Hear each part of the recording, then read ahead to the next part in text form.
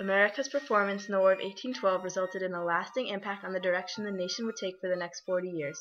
America realized that its development was behind that of Europe's. These nationalistic and economic issues led to the era of good feelings in the American system. Influential politicians such as, but not limited to, Henry Clay of Kentucky worked to keep the American system. Due to these events, America began to see itself not as an extension of Europe, but rather as a developing culture and economic power. Following the War of 1812, Americans were filled with a new sense of national pride and experienced a major cultural growth. This was a result of the era of good feelings, a time associated with national unity and urban growth. Thanks to the likes of Henry Clay and James Monroe, the United States grew wider and more spread apart territorially, but also grew to be closer knit and relied on a good system to cooperate. This newfound pride arose due to a few victories in the War of 1812. Not being a very well-known war, it was not actually a win for the United States. In fact, no one really won the war, but rather both sides agreed to stop fighting and set things back to how they had been prior to the war. However, the United States was little experienced and ill-prepared to fight against Britain, the strongest power in the world. Since the War of 1812 was neither a loss nor a win for America, this was equivalent to winning. Being able to defend themselves with no allies was a huge accomplishment for many Americans, prompting this new sense of national pride. Another realization Americans came to after the war was that we were drastically behind the development of prosperous European nations. Throughout the next several years, the United States made changes with a goal of becoming financially independent. With the growth of trade and industry and the expansion of the western frontier with settlement and farming, the United States needed a bank to invest large sums into, to store earning in, and to regulate the transfer of money among banks. States chartered their own privately held banks. Small local banks also existed. The Second Bank of the United States, which was chartered in 1816, was a powerful source of investment capital. These banks helped to make the United States financially independent.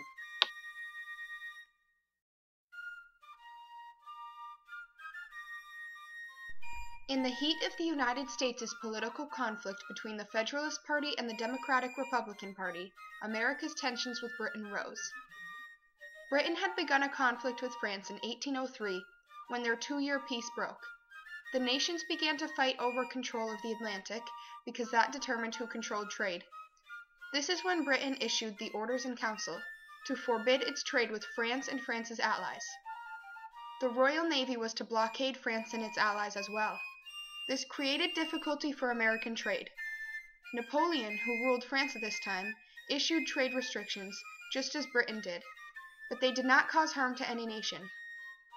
Connecticut Congressman Epaphroditus Champion wrote a letter to Timothy Green on January 17, 1811, concerning Britain's Orders in Council. Champion reports on Britain's restrictions. There is hope that England may revoke her orders, but they can hardly be expected to come up to the President's ideas of our rights. Americans saw that they needed to act. The United States, under Thomas Jefferson, with the help and influence of James Madison, tried to counter the actions of France and Britain. This was done by issuing the restrictive system, a series of laws to prevent the use of British licenses and to restrict imports and exports. One of these laws was the Embargo Act of 1807, which forbade all American exports. This was unpopular among American merchants and traders. Smuggling became common between New England and British North America, as well as in Caribbean colonies. This embargo was a disaster for American merchants and was discontinued in 1809. The rights of sailors came to be an issue. Britain's navy would impress American sailors. Impressment is the practice of forcibly conscripting men into naval service. On March 25, 1808, a document titled British Barbarity and Piracy was released, in which Federalists spoke in rage. The Federalists say that Mr. Christopher Gore ought to be supported as a governor for his attachment to Britain. If British influence is to affect the suffrages of a free people, let them read the following melancholy and outrageous conduct of British piracy and judge for themselves. The document later speaks of British naval ships impressing American sailors and causing naval trouble worldwide, the final statement being, "It is probable they will continue the exercise of their assumed rights till the American government shall interfere for its prevention." The Chesapeake Leopard affair was the final straw. All eyes were on the so-called sailors' rights. On June 22, 1807, the United States ship Chesapeake and the British ship Leopard faced off in the Atlantic.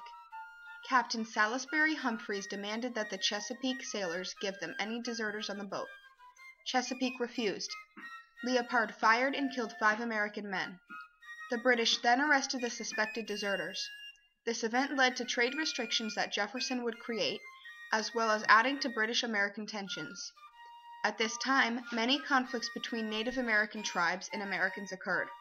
The British took a lot of heat from America for arming Native Americans with British guns. This was another cause of the War of 1812. Madison made many efforts to resolve problems with Britain, which the Republicans believed was weak of him to do. Some Republicans thought that their only option left was to use military force against the British. These men were known as the War Hawks. Henry Clay was a widely known Western War Hawk, and John C. Calhoun was a widely known Southern War Hawk. President Madison soon asked the permission of Congress to declare war. The Federalists strongly opposed a war with Britain due to the economic loss that a war would bring. Many wondered, is the United States ready for a war? The nation lacked soldiers to fight in the war, so Madison made the states give part of their militia to the national militia. New England states were not happy with having to give their soldiers to a war they did not want. But when a militia was formed, it was poorly equipped and ill-trained. The nation began to create different ships to use in the imminent war. An apparent problem was the fact that the United States did not have money to finance the war. The National Bank lost its charter in 1811, but luckily the London-based Barings Bank agreed to fund the war. After America's declaration of war, citizens of Baltimore broke out in riots protesting it. America made many attempts to invade Canada in 1812, which failed. Eventually, they successfully fought their way into British Canada in 1813. Native Americans fought alongside the British until the death of Tecumseh in the Battle of the Thames. At that point, most tribes surrendered. In 1814, the British burned Washington, D.C., the capital, just as America had burned York earlier. Francis Scott Key wrote the Star-Spangled Banner in September 1814 during the British bombardment of Fort McHenry. In December 1814, the Treaty of Ghent was signed, which returned both nations to the state that existed between them before the war. The treaty did not address any of the problems that caused the war. The Treaty of Ghent did state that Native Americans would receive all possessions, rights, and privileges which they may have enjoyed or been entitled to in 1811. But this promise didn't change anything in the end, and Tecumseh's Confederacy was destroyed. Neither Britain nor America won anything. After the war, America celebrated their victory as well as a new generation of heroes. The War of 1812 was America's first war won that was fought with no allies against such a strong nation. This brought an intense spirit of nationalism in a single political party across the country and led to the era of good feelings.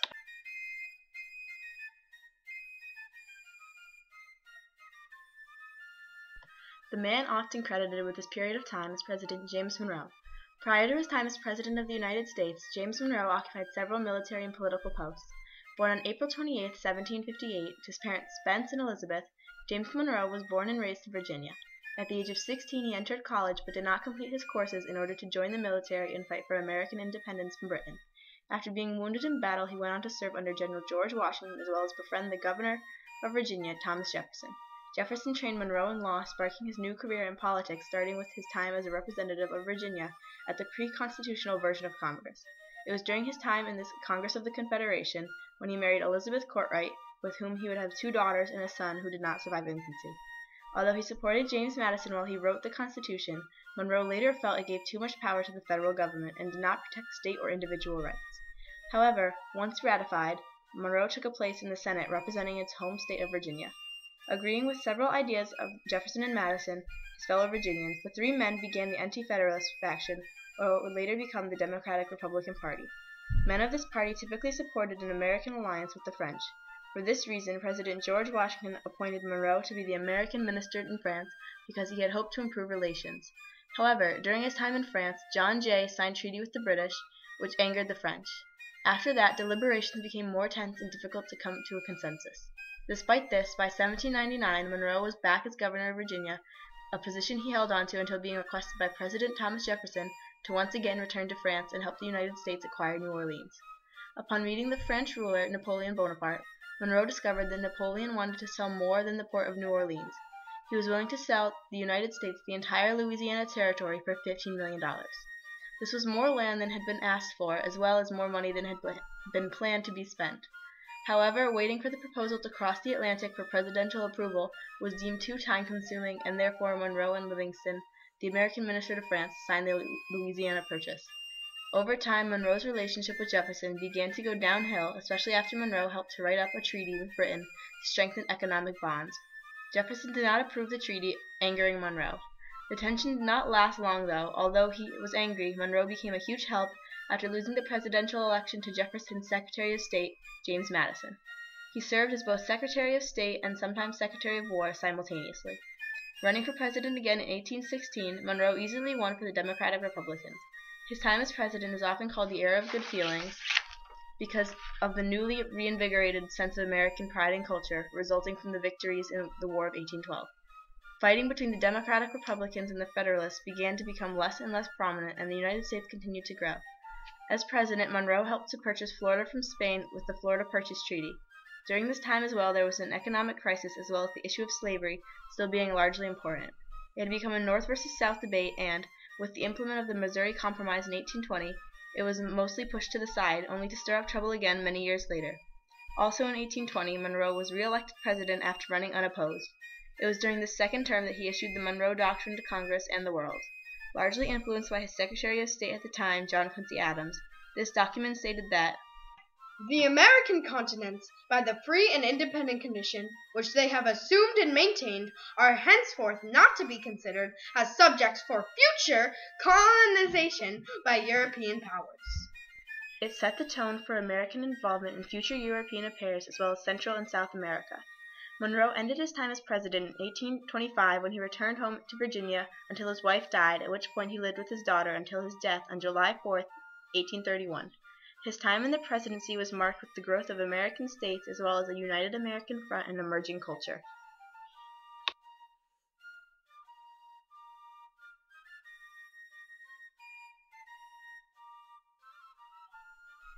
James Monroe's presidency became to be known as the Era of Good Feelings. His presidency ushered in this sense of good feelings through the nationalism and time of peace that came as a result of the War of 1812. This wave of national pride and self-confidence continued to spread during his presidency and was further sealed by his Good World Tour in 1817. On this tour, he received heartwarming welcomes wherever he went, even in Federalist New England. A Columbian Sentinel newspaper went as far as announcing that an era of good feelings had been ushered in.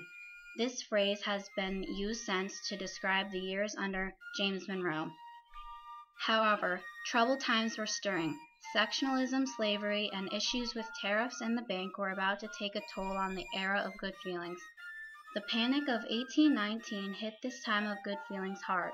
Over-speculation in frontier lands was a main contributor to this economic panic. Anger arose, and the Nationalist Bank of the United States was seen as the financial devil. But when the West was still managing to grow. Between 1791 and 1819, 9 new states had been added to the original 13. After the War of 1812, the Indians' grip on the Northwest Territory weakened, leaving it an easy grab for American settlers. However, this easy grab came with a price, the debate over sectionalism. Missouri wanted to become a slave state. This would throw off the sectional balance between slave and free states. In response, the House of Representatives passed the Talmadge Amendment. This stated that no more slaves could be brought into Missouri, and it provided the gradual emancipation of children born into slave parents who were already there. Anger in southern slave states arose as they saw this as a threat. Then a compromise came into the making by Henry Clay.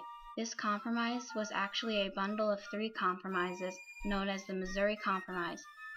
It agreed to Missouri being admitted as a slave state, but to keep the balance, Maine would be admitted as a free state. Lastly, all future admission of states above the 36-degree 30 line in the Louisiana Purchase territory would be free states, and below would be slave states. The North and the South were not completely happy, but were not very angry. However, the Missouri Compromise didn't resolve the issue, and the issue would only strike again. Both the Missouri Compromise and the Panic of 1819 had a significant negative effect on the era of good feelings. However, James Monroe was re-elected as president, and the era of good feelings continued until the 1825 election, when Henry Clay and John Quincy Adams made a deal with each other that angered the people. This deal was known as the Corrupt Bargain of 1824. The four candidates in the 1825 election were John Quincy Adams, Henry Clay, William H. Crawford, and Andrew Jackson.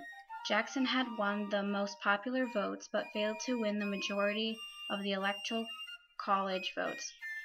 The 12th Amendment states that in this deadlock, the House of Representatives must choose among the top three candidates.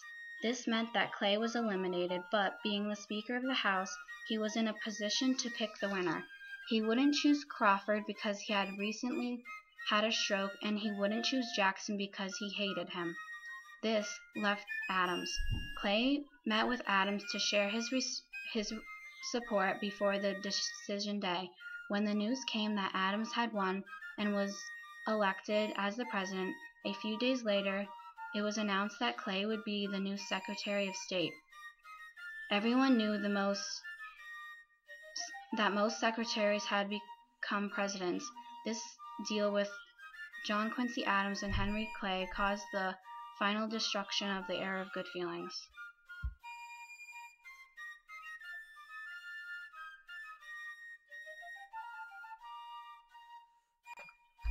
Born in 1777 in Virginia, a boy among 9 siblings with little education seemed to have a small future.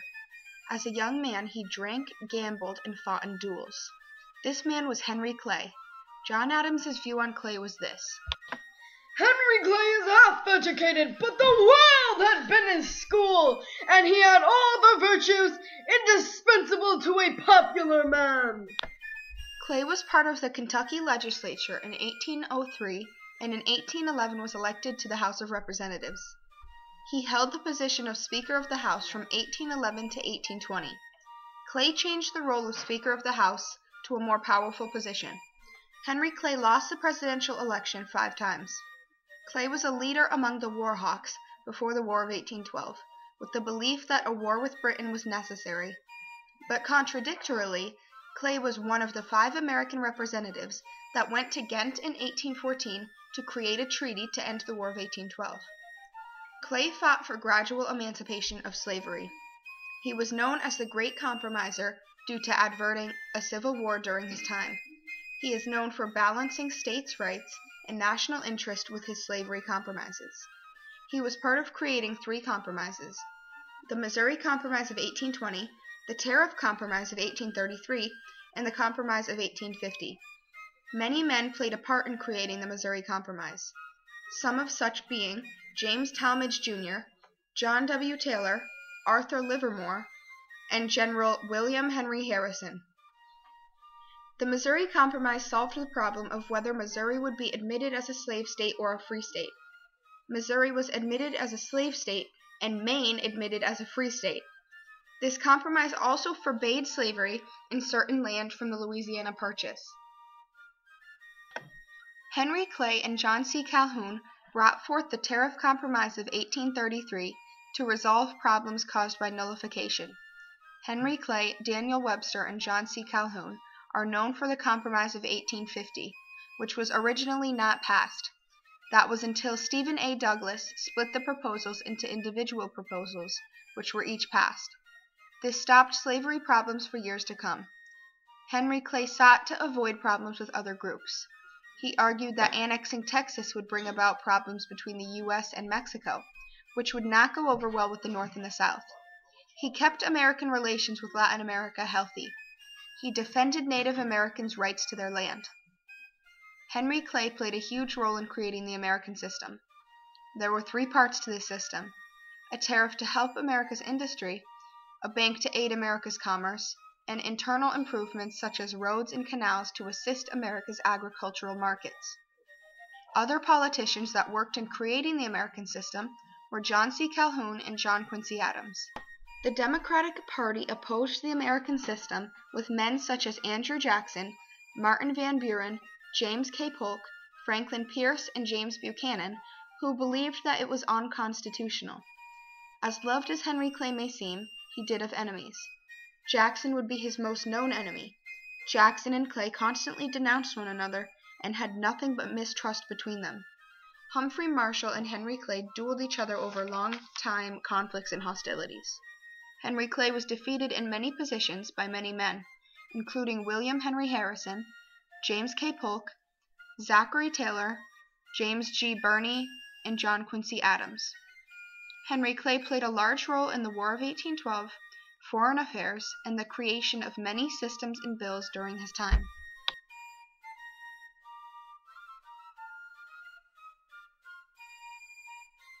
When the War of 1812 ended in 1815, the British wanted to recover lost ground.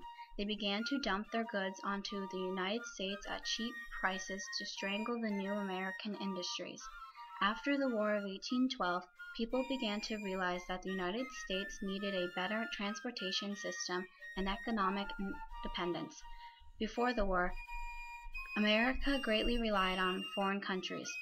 Its economy could not prosper without foreign goods. America needed to be able to support itself to become economically independent. The War of 1812 helped push the Industrial Revolution. This war revealed that the need for a better transportation system, economic independence, and independent markets. After this war, Americans began to produce their own goods and thought of efficient ways to improve the economy. To help protect American industries, Congress passed the Tariff of 1816. This was the first tariff passed for protection, not revenue. The tariff wasn't high enough, so a plan known as the American System was established. This system was created by multiple people like Henry Clay, John Quincy Adams, John C. Calhoun, and other Whigs, but Henry Clay has gotten all the credit. This economic program was created to help the United States be self-sufficient economically, as well as to invest in internal improvements. The American system contained three main parts. The first part began with a strong banking system that would be able to provide easy and abundant credit. The second part called for a protective tariff. Revenues from this tariff would provide the funds for the third part of the system. This part was the building of a network of roads and canals. This network was needed because in the War of 1812, one of the problems was the lack of effective transportation. Congress heard the cries for transportation and in 1817 voted to distribute $1.5 million to the states for internal improvements. However, Madison vetoed it, saying it was unconstitutional, thus making the states look for their own money to build roads. States who found the money continued with construction. This resulted in the transportation boom of the 1820s.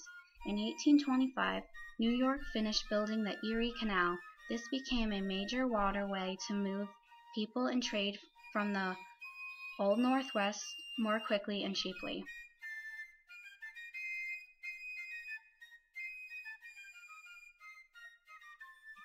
Although many things contributed to the era of good feelings, as well as the improvement that resulted from Henry Clay's American system, not every problem was solved.